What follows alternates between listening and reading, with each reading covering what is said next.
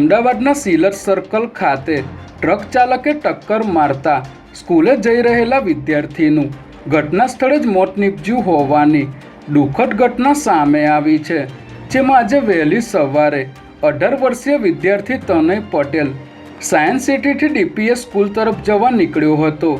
આ દરમિયાન સિલર સર્કલ ખાતે પૂરપાટ ઝડપે આવેલા ટ્રક ચાલકે વિદ્યાર્થીને ટક્કર મારતા તેને ગંભીર ઇજાઓ થતાં સ્થળ પર જ તેનું મોત નીપજ્યું હતું। ઘટનાની જાણ થતાં પોલીસ કાફલો અહીં દોડી આવ્યો હતો, ત્યારે આ અંગે એન ડિવિઝન ટ્રાફિક પોલીસે ગુનો નોંધી ફરાર ટ્રક ચાલકને ઝડપી લેવા ચક્રો ગતિમાન કર્યા છે।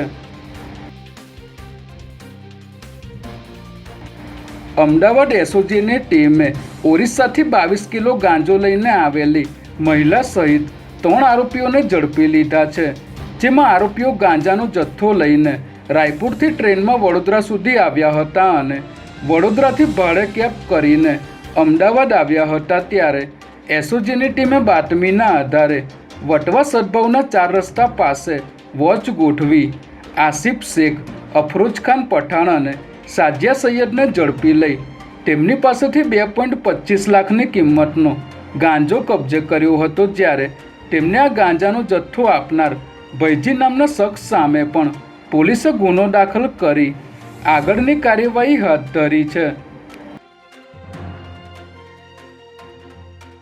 સરકારના સાંસદો અને ધારાસભ્યો માટે હજુ ઓલ્ડ પેન્શન સ્કીમ લાગુ છે, તો સરકારી કર્મચારીઓ માટે શા માટે દબાણપૂર્વક નવી પેન્શન સ્કીમ લાગુ કરવામાં આવી છે, એવા સવાલ સાથે દેશભરના સરકારી કર્મીઓ આવતીકાલે રેલીમાં જોડાશે, જેમાં નવી પેન્શન સ્કીમ હેઠળ રાજકોટ જિલ્લાના 6000 સહિત ગુજરાતના 1.5 લાખ જેટલા સરકારી કર્મચારીઓ પણ ઓલ્ડ પેન્શન સ્કીમ લાગુ કરવાની માંગ ઉઠાવશે।